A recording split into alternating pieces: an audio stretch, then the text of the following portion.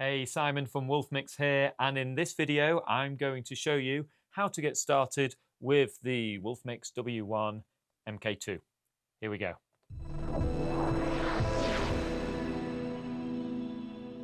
Okay, so we've already done an unboxing video, so check that out first if you want to know how to take the Wolfmix out of a box. But once you've got it out of the box, here it is.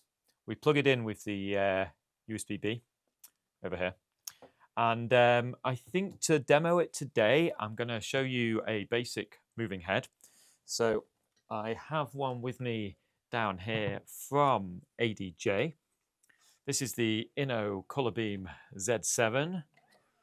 Great little bad boy. It's RGBW. It moves this way. It moves around this way. It changes color. It's got this super kind of zoom focus kind of thing as well, which is cool. So I'm going to show you how quickly it is to get this connected up to a brand new Wolfmix and working out of the box. So the first thing you need is an XLR cable, of which I have one here. They come in all different shapes and sizes. Some of them are 3-pin and some of them are 5-pin. So this is a 3-pin cable I've got over here. Pins 4 and 5 don't actually do anything, so it doesn't really matter if you've got 3 or 5. But this fixture takes a 3-pin XLR.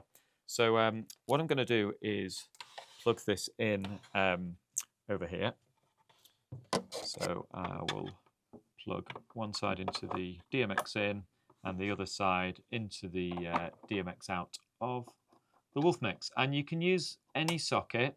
Just note that some universes are linked to like these and some universes are linked to these. So just make sure it's set up correctly in your DMX universe settings. In fact, you know what? I'm going to connect this one to B, like so.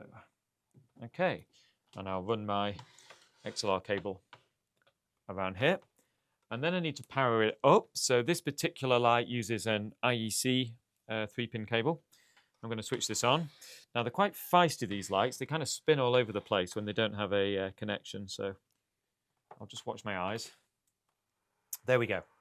And then next, what you need is to actually set a DMX address. So every single light has a unique address, and you need to set that address on the light. And the trick is, the address you see on the light has to match the address that's on the Wolfmix. And as long as those two numbers match, you're good to go. So I'm going to keep this simple, and I'm going to set this to address 1. So I'm not sure you can see it from all the way over there. Let me just try with the angled camera. So if I bring the moving head here, okay, there you go. And I'm going to go and press the enter key here, and let's see if I can change the address. I think I have to press the menu one first. Let's come over here, menu, DMX address, hit the enter button, and this will work slightly differently on all fixtures. So we'll set that to address 1, and we will hit enter. There we go. So that's now DMX address 1. And now if I bring over the Wolfmix. So with the Wolfmix, we're going to press the menu item here. We're going to press fixtures. And then we're going to look for the ADJ Inno Colorbeam Z7. Oh, look, I've already selected it when I was practicing earlier. So you see you've got all the brands over here, and you've got all the fixtures over here. You can update the Wolfmix as well with fixtures from our online library. So we've got over 20,000 online. The controller comes preloaded with about 3,000. So if your fixture isn't on here, you can go open W Tools, our little app, which I'll show you in a bit, and you can load on a fixture from there. If it's not on there, we do offer a free service where we can make the profiles for you, or you can tap this little button here and you can create the profile directly on the controller. Check out the mini guide for how to do that. So I'm going to patch an Inno Colorbeam Z7. If you wanted more than one, you could patch 4, for example. I'm going to add 4, even though I've only got 1 connected. So when I press this, I'm going to go to Group A as well. There we go. And the light springs to life. So here's our Inno Colorbeam. If I get this shot open here, so you can kind of see the moving head. You can see the Wolfmix, if I press go, it's going to say intelligent preset, generate presets. And what this will do, if I hit this button, it's going to create, I think it's like 80 presets of moves and colors, and they're going to be programmed to work with this lighting fixture. So I don't need to like program a load of presets myself. So I'm going to press generate presets. It works its magic, and then immediately we've got all these presets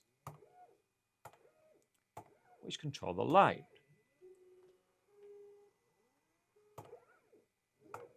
Open my eyes.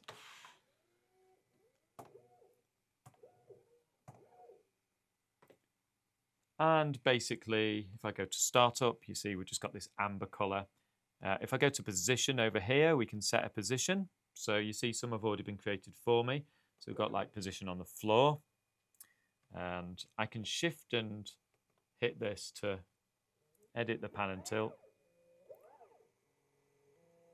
There we go. We could put this up here. So you can edit your positions with this one. You can edit your colors over here as well, so you can choose different colors. So basically, that's how easy it is to get the Wolfmix set up with a moving fixture. Now, to help explain a little bit more, I'm actually going to use our 3D visualizer rather than have this light whizzing around into the camera in my face. So I'm just going to unplug this thing. Off you go, little one. And I'm going to show you how to get set up with EasyView 2. So if I go over here, this is our WTools software that we've got open. And basically, this is like our Wolfmix toolbox. So if I wanted to add some new fixture profiles onto the Wolfmix, I could click fixtures here, and you see we've got the 20,000 fixtures all listed here. These all get taken from our cloud. So for example, I could go to Elation Pro and I could have a look for like one of their latest fixtures. You see like this one in orange is already on the DTW Bar 1000. That's already on the controller. But imagine I want the DTW Blinder 350 IP. You see this hasn't been created until June of this year when I'm filming this video. So if I press this little arrow, this will then transfer this fixture over to the Wolfmix controller. We can also back up projects and things over here. We can check out some settings over here as well. This is a useful button if you've purchased a B-Stock controller. I'm selling my controller. Basically, what pressing this button will do is clear all the firmware, do a complete factory reset, and deregister the controller, so then you can make it yours. And our tech support team get a lot of questions about this. People will buy a B-Stock controller, they'll unbox it, and it's kind of already set up with someone else's stuff, and they can't register it. And this is how you solve that problem. You go to settings and you click I'm selling my controller. So once all that's done, we can go to My Wolf, and this is where we have some live settings. And you see down here, we've got this thing called 3D Link. So 3D Link is our add-on, which allows you to use the Wolfmix with our EasyView 3D visualizer. It costs around $99, I believe. So if you don't have it, you'll have a buy button here, which will allow you to buy the add-on.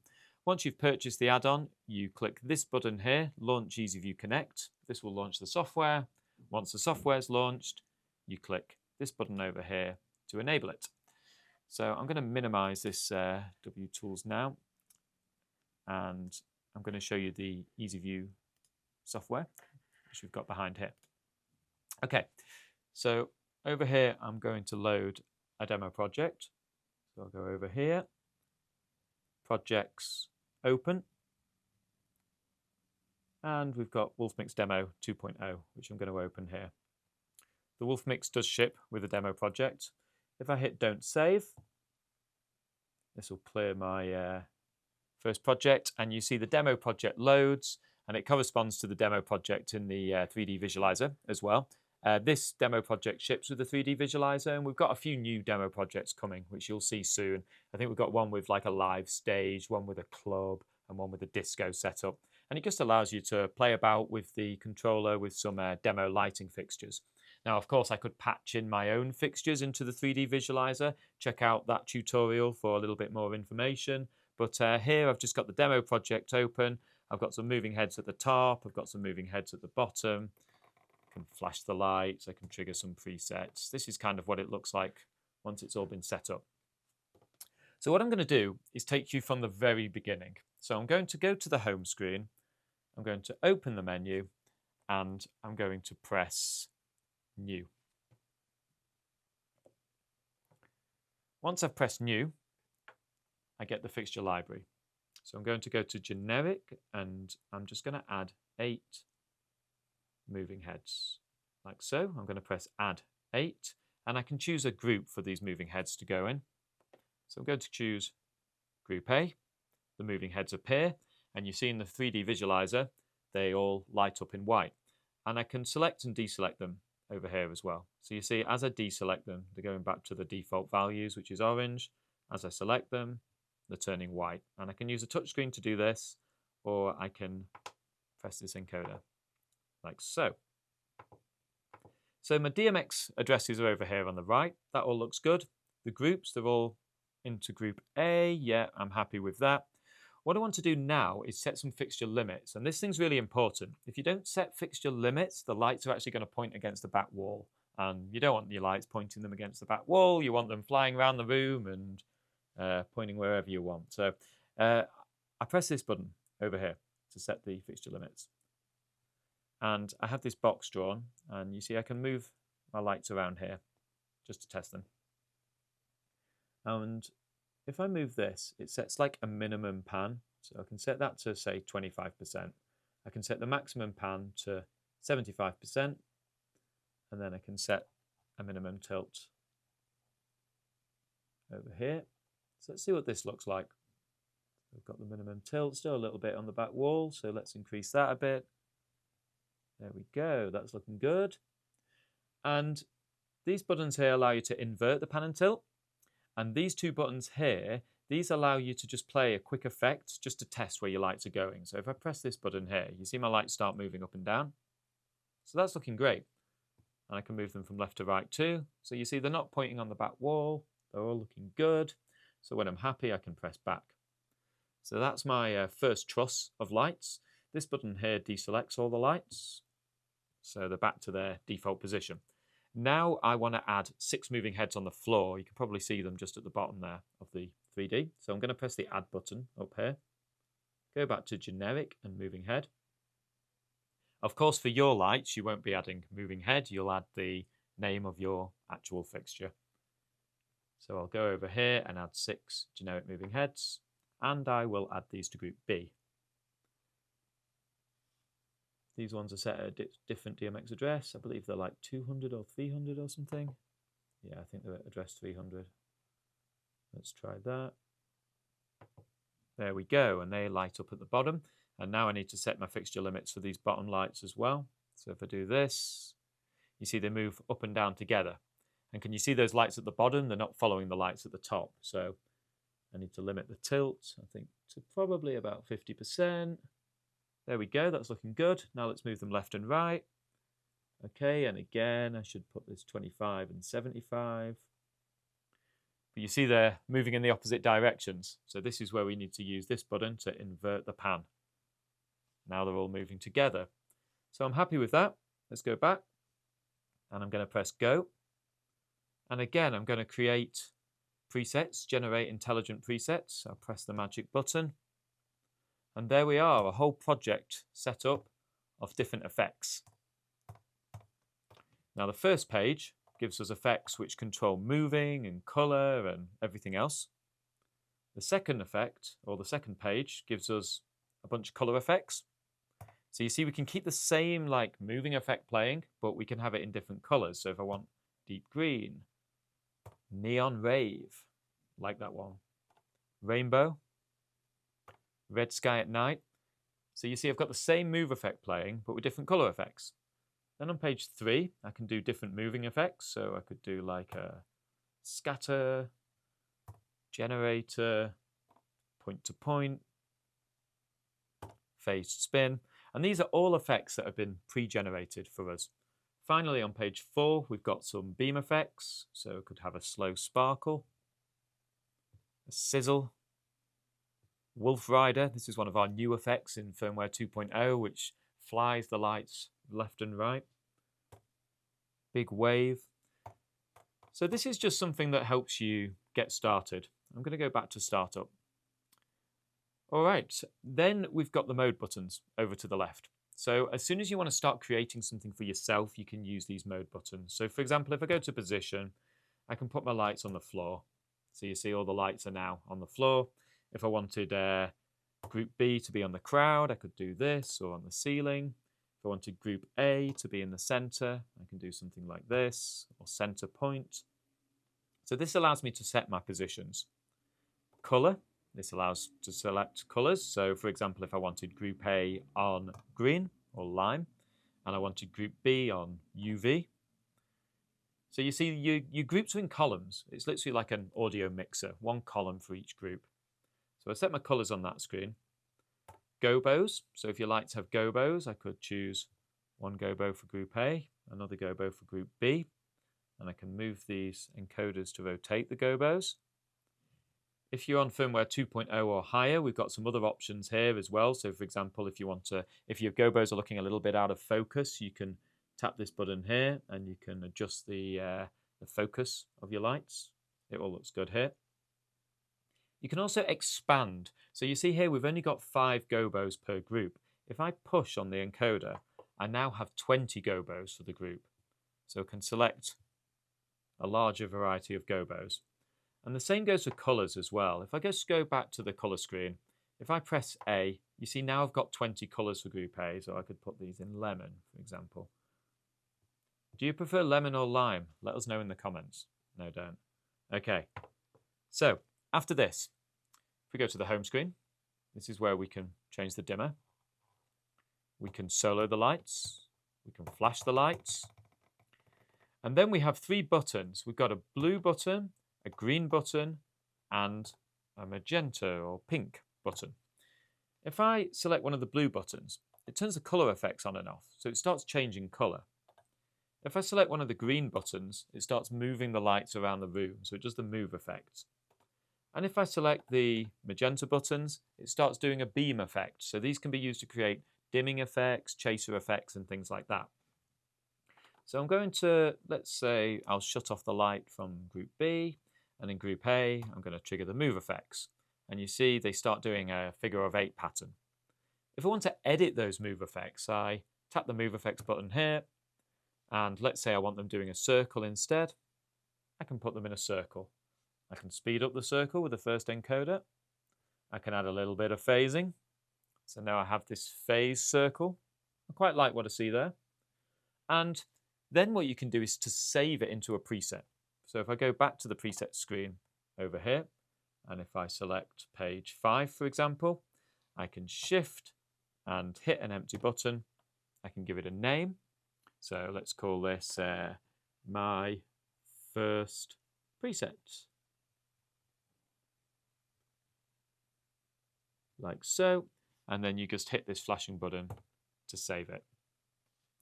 Everything here now is saved inside of this button.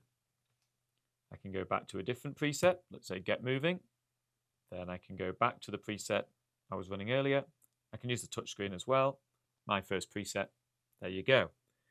Okay, let's create one more preset. So if I go back to the home screen, let's bring up the lights at the bottom as well. Let's shut off that move effect. Let's create a color effect now. So I'm going to switch the blue buttons on to create a color effect. I'm going to go over to color effects. Let's do a simple rainbow. So we can tap rainbow over here. Right now the lights are just in orange, but if I press some lights like this, now they start changing colors. I can speed up the color.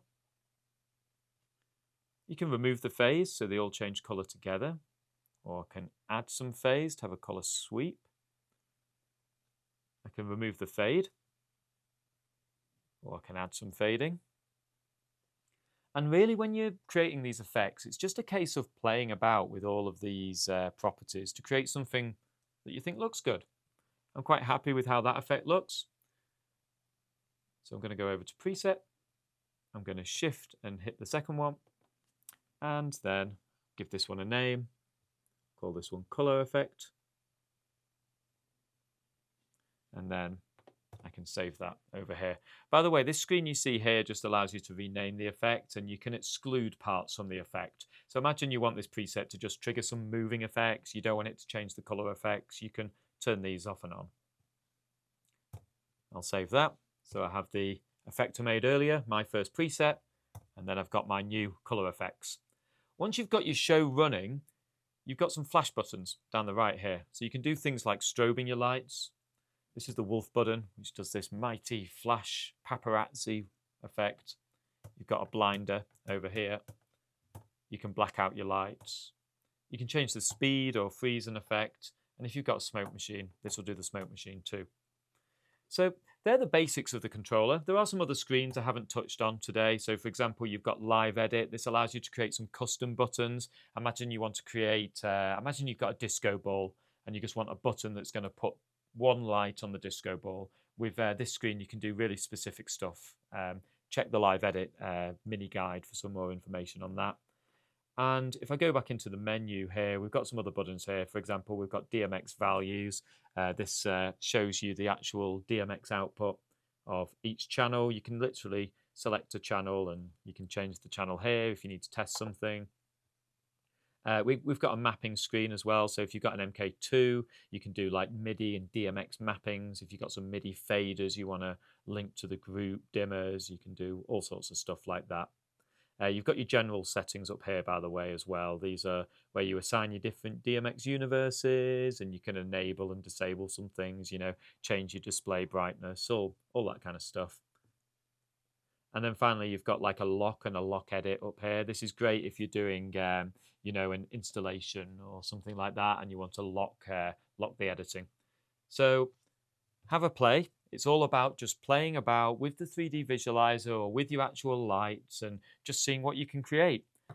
Join us in the next tutorial where we'll be going on to speak about all the specifics of the controller, all of these modes, creating effects, creating static colors and positions, and we'll be taking a deep dive into the Wolf Mix. See you in the next tutorial.